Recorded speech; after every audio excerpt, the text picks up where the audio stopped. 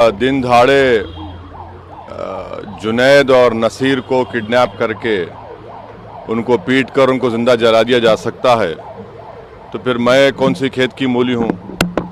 और जो भी ये कर रहे हैं उनके हौसले इसलिए बुलंद हो रहे हैं क्योंकि उनको मालूम कि उनके पॉलिटिकली आइडियोलॉजिकली उनकी पार्टी सत्ता में है, और इसीलिए चाहे जुनैद हो, नसीर हो, या जहाँ कहीं भी इस तरह से दलितों को, आदिवासियों को होता है, तो फिर असदुद्दीन ओवैसी एमपी ज़रूर है, मगर अब उनके हौसले बुलंद हैं। वो लोग रेडिकलाइज हो चुके हैं और उनको लगता है कि वायलेंस के ज़रिए से वो अपने एजेंडे को मुकम्मल कर सकते हैं।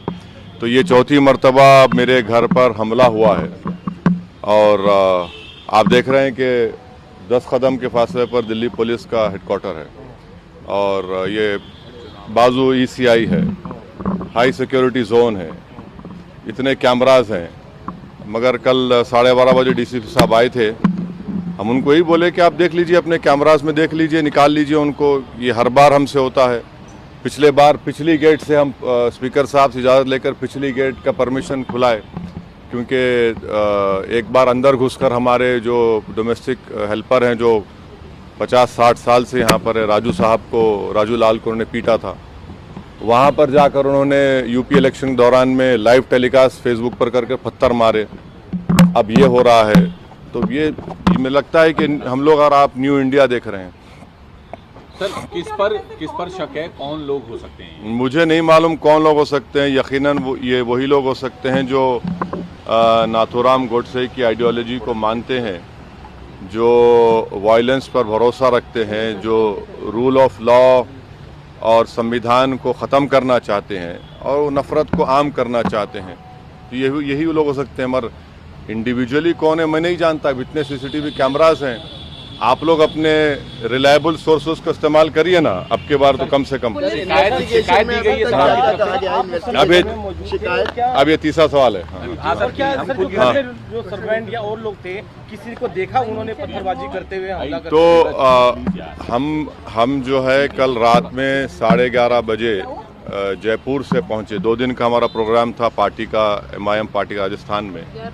जब हम यहाँ 11:30 बजे पहुंचे, हम अंदर चले गए थे और थोड़ी देर में सोने जा रहे थे, तो हमारे जो डोमेस्टिक हेल्पर है, उनकी वाइफ, उसने आकर कहा कि सर ऐसा ये वाक़या हुआ है।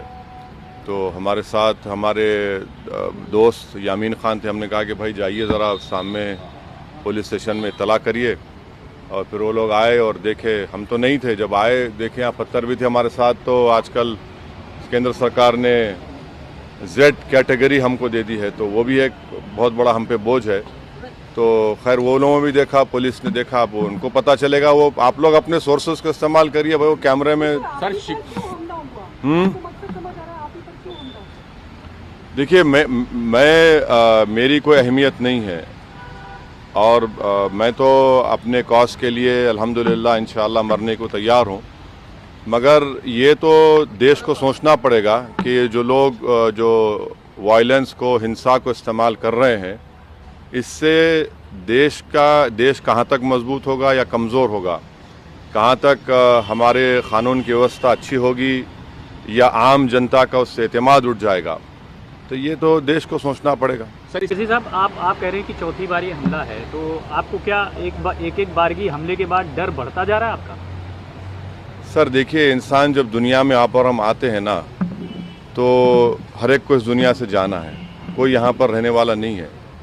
तो और मेरे लिए तो मौत खुद एक नई ज़िंदगी होगी मेरे लिए, क्योंकि जब हम अपनी ख़बर में जाते हैं तो उसमें बहुत सी चीज़ें होती हैं, और हर एक को जाना है। तो डर किस बात का? अगर डर है तो फिर राजनीति नहीं करनी चाहिए, मोदी ईरा में पॉलिटिक्स नहीं करनी चाहिए अगर कोई डरता है तो। वैसे साहब, पिछली बार जब इसी तरीके की घटना हुई थी तो हिंदू सेना का इन्वॉल्वमेंट मुझे नहीं मालूम। हाँ, आप सही कह रहे हैं कि जब हमारे घर पर पीछे से हमला हुआ था, फेसबुक लाइव किए थे उन्होंने, उसके थोड़े ही दिन के बाद हापुड़ में हमारी गाड़ी पर गोली चलाई गई थी।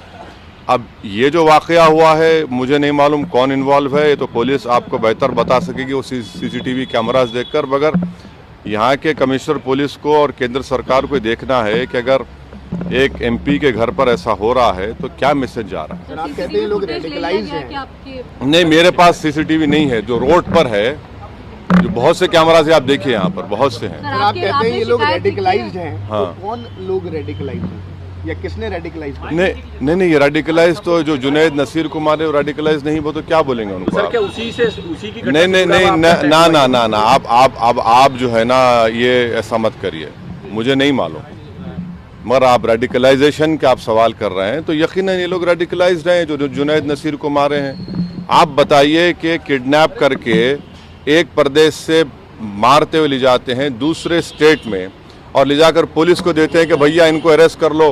पुलिस कहती है कि हम नहीं अरेस्ट करेंगे, उससे पहले पुलिस उनको मारती है जंगल में, फिर ये लोग किडनैप करते, फिर ये लोग मारते, फिर पुलिस कहती नहीं लेंगे मर जाएंगे, फिर 180 किलोमीटर दूर ले जाकर उनकी लाशों को जला दिया जाता है। तो ये लोग हाईली रेडिकलाइज्ड लोग हैं।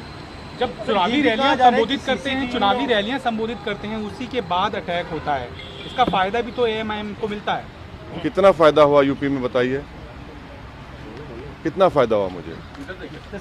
नहीं, कितना फायदा हुआ? नहीं, उनकी आंख में आंख डाल के बोल रहे हैं, बुरी बात तो नहीं है ना। फायदा बीजेपी को हो जाता है। हाँ, अब आइए, अब आप आगे बाप, हमको फायदा हो जाता है, कभी उनको फायदा हो जाता है, कभी वो कहता है कि भाई ये तो ऐसा, हम जब तक जिंदा हमको अल्लाह रखेगा ये सवाल हमसे पूछा जाता रहेगा फायदा किसको हो रहा है। भाई हमको फायदा क्या हो रहा है? मुसलमानों को कहाँ फायदा हो रहा है? देश की जमहूरियत को, देश के रूल ऑफ लॉ को कहाँ फायदा हो रहा है? इसका कोई इत्मीनान बख्श जवाब भी तो वैसे साहब होगा ना इस सवाल का, जब ये बार बार हो रहा है। नहीं, मुझे किसी को इत्मीनान दिलाने की जरूरत नहीं है।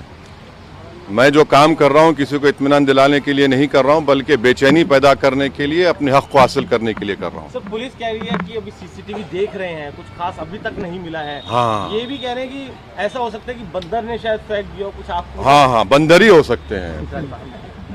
भारत की लोकतंत्र के जो दुश्मन हैं वो बंदर ही हैं, और जो ये सब कर रहे हैं बिल्कुल सही है। भाई कभी वो लोग ECI के ऊपर पत्थर नहीं फेंकता बंदर, पुलिस ऑफिस पर बंदर पत्थर नहीं फेंकता। अने ये लगता है ये बंदर को मालूम कि किसके ऊपर पत्थर फेंकना, किस पर नहीं फेंकना। बड़ा ये तो बड़ा फर्माबरदार बंदर है ये। नहीं, फर्माबरदार बंदर है ये, बड़ा ओबीडियंट बंदर है ये, माशाल्लाह। हो गए, चलिए बस।